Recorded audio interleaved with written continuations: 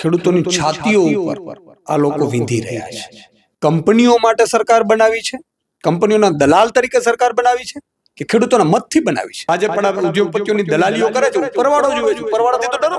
આ મુખ્યમંત્રી અને કંપનીઓના માલિકો છે, એની મિલીભગત છે ને એને સૂચનાઓ આપેલી છે એટલે આ થાય. હવે આને આમને શું આપી દીધું હશે કંપનીઓ વાળાએ મુખ્યમંત્રી પ્રધાનમંત્રી સુધીને આપણે ખબર નથી. આજે કોઈ ખેતી કરવા ખેડૂતનો દીકરો તૈયાર નથી. ગામડાઓમાં અત્યારે કોઈ છોકરીઓ આપતા નથી, વાંઢાઓ છે. તો રશિયા પાસેથી સસ્તા ભાવે ક્રૂડ ઓઇલ આવે છે તો આપણે ના પડી દીધી. આપણે નથી જોતું કે અમેરિકાએ ના પાડી છે. એટલે 140 કરોડ નાગરિકો ખાલી એક થઈને ફૂંક મારે ને તોય આ ટ્રમ્પની હવા નીકળી જાય. પણ ત્યારે ભાજપ એટલી ડરી ગઈ છે કે લોકોને ઘરમાંથી બહાર નીકળવા નથી દેતા. તાનાશાહી આવી ગઈ કે ગુજરાતમાં રામ ભરોસે સરકાર ચાલી રહી છે. ભાજપને કહું છું 1.5 વર્ષ પોણા 2 વર્ષ છે, કંઈક સારું કરી લ્યો.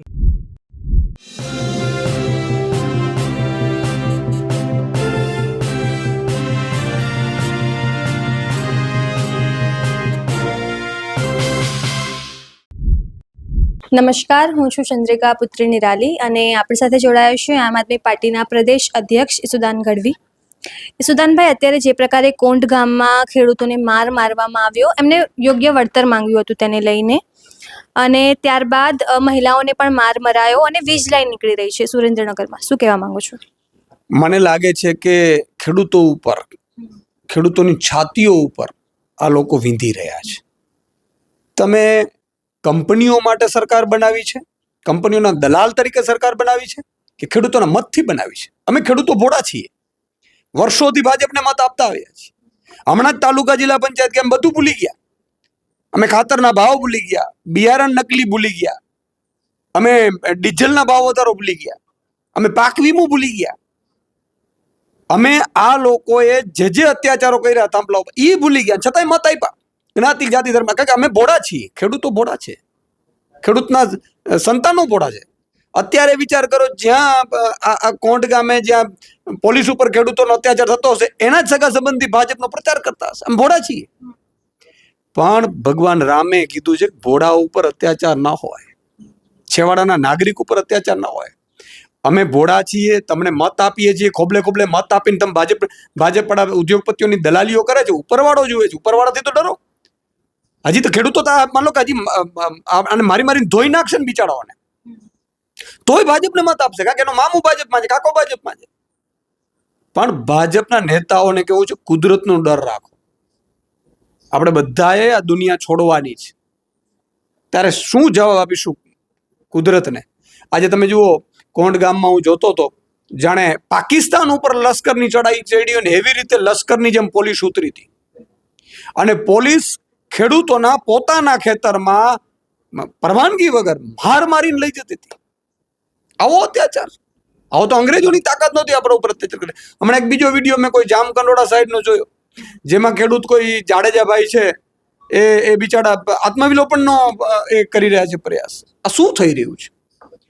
આ મુખ્યમંત્રી અને કંપનીઓના મોટા જે માલિકો છે એની મિલીભગત છે ને એને સૂચનાઓ આપેલી છે એટલે આ થાય છે. બાકી કોઈ પોલીસને પણ એટલી ગમતું નથી હોતું. કેટલાક સારા પોલીસ વાળા પણ છે, મને પણ કહેતા હોય છે સાહેબ અમને નથી ગમતું, પણ ઉપરથી ઓર્ડર આવે છે.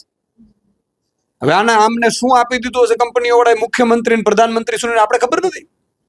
પણ જે થઈ રહ્યું છે, આવો અત્યાચાર અંગ્રેજોની તાકાત નથી એવો અત્યાચાર અત્યારે ગુજરાતમાં ભાજપના રાજમાં થઈ રહ્યું છે.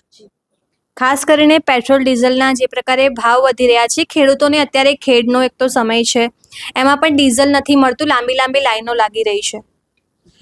તમે જુઓ, ડીઝલમાં કોઈ ફ્લાઇટ વાળાની માલિકોની લાઈન લાગી ક્યાંય? ફ્લાઇટમાં તો વધારે ડીઝલ જોઈએ છે, એને ડીઝલ મળી જાય. કોઈ મુખ્યમંત્રીના કાફલા એમ કે બે ચાર ને એમાં ક્યાંય લાઈન જોઈ? ક્યાંય નહીં. ખેડૂતોમાં જ કેમ, એના જ કેમ 7 બાર માંગે? કારણ કે અમે ભોળા છીએ, અમે જ્ઞાતિ જાતિ ધર્મના નામે મત આપી દઈએ છીએ, અમારું બધું લૂંટી લીધું છે. તમે વિચાર કરો, પાક વીમા બંધ કરી દીધા, સહાયો નથી આપતા, જેટલા પણ અત્યાચારો થાય અમારા ઉપર કરે છે, છતાંય અમે ભાજપને મત આપીએ છીએ. એટલે ભાજપ પડાને અહંકાર આવી ગયો છે. આજે ખેડૂતોની ગેલનો લઈને લાઈનો હોય, ઘણી જગ્યાએ તમે એવું જોયું છે કે પેટ્રોલ પંપ ઉપર એને 2-3 કલાક લાઈનમાં ઉભે ને પછી એને કહી દે કે ભાઈ હવે નથી. ખાતરની લાઈન ખેડૂતોએ ઉપરનું, બિયારણની લાઈન ખેડૂતોએ ઉપરનું, ઇવન માલ ઉત્પાદન કરે, રાત દિવસ મહેનત કરીને વેચવા માટે ખેડૂતે લાઈનમાં ઉપરનો, અને એનો પાછો ભાવ બીજા નક્કી કરે. આજે કોઈ ખેતી કરવા ખેડૂતનો દીકરો તૈયાર નથી, અને એટલા માટે ગામડા ભાંગી રહ્યા છે. અને ગામડા ભાંગી રહ્યા છે ને એ લોકો શહેરમાં આવી રહ્યા છે. શહેરમાં કશું કરી નથી શકતા, નથી શહેરના રહી શકતા, નથી ગામડામાં રહી શકતા.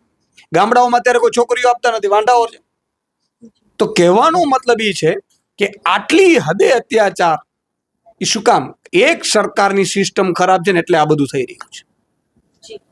ખાસ કરીને પીએમ મોદીએ થોડા દિવસ પહેલા કહ્યું હતું કે વિદેશ પ્રવાસ ના કરતા, સોનું ના ખરીદતા, તમામ વસ્તુઓ. પણ ત્યારબાદ હર્ષ સંઘવી પોતે હવે સ્વિટ્ઝરલેન્ડના પ્રવાસે છે. તમને લાગે છે પીએમ મોદીની વાત ભાજપના નેતાઓ ના ગાંઠતા હોય એમ?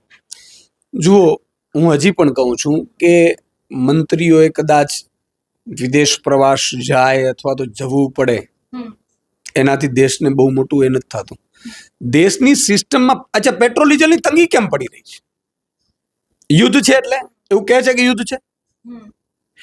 યુદ્ધ તો ક્યાં છે ભાઈ? ઈરાન અને અમેરિકાનો છે.